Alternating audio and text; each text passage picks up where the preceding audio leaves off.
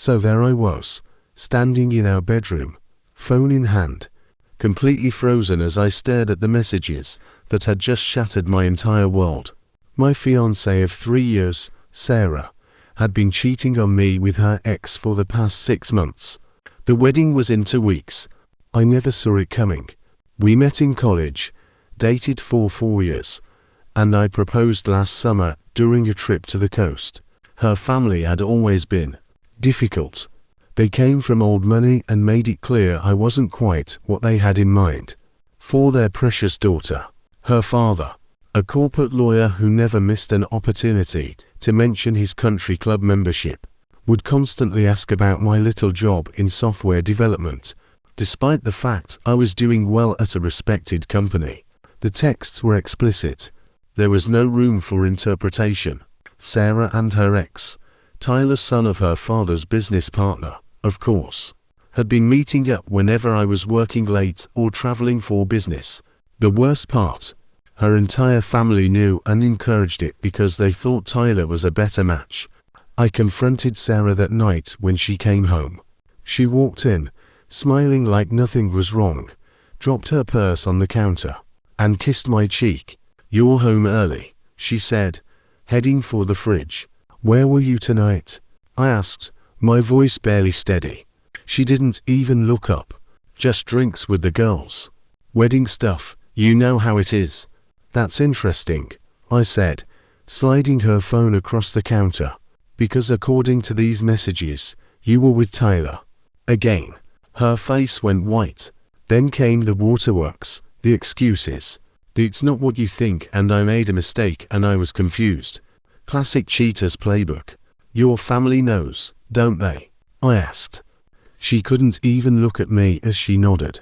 Over the next few days, the most insane thing happened. Her parents called me, insisting we could work through this little hiccup. Her mother actually said, "All men have to accept certain realities when they marry into families like ours." Sarah was just exploring options before settling down. I pretended to forgive Sarah, told her I understood, said we could move past this, all while making my own plans. The rehearsal dinner was at an upscale restaurant her parents had booked. Everyone was there, both families, the wedding party, close friends. Sarah's father stood up to give a toast about welcoming me to the family, and how Sarah had finally made the right choice. That's when I did it. I stood up, thanked everyone for coming, and announced I had prepared a special presentation. The restaurant had a projector system for business dinners, which I had arranged to use earlier. The room went silent as screenshots of Sarah's texts with Tyler appeared on the wall. Messages detailing their meetups, her family's knowledge, and worst of all, their collective disdain for me and my family. "I want to thank Sarah's family for showing me exactly who they are," I said calmly. "The wedding is off. You can all explain to the guests why." The chaos was immediate. Sarah was sobbing. Her mother fainted dramatically, and her father threatened to destroy my career. My parents and friends were stunned, but quickly gathered around me as I walked out. The aftermath has been messy. Sarah's father did try to call my company, but thankfully, my boss knows me well enough not to take him seriously. Sarah has been calling and texting non-stop, alternating between apologizing and blaming me for humiliating her.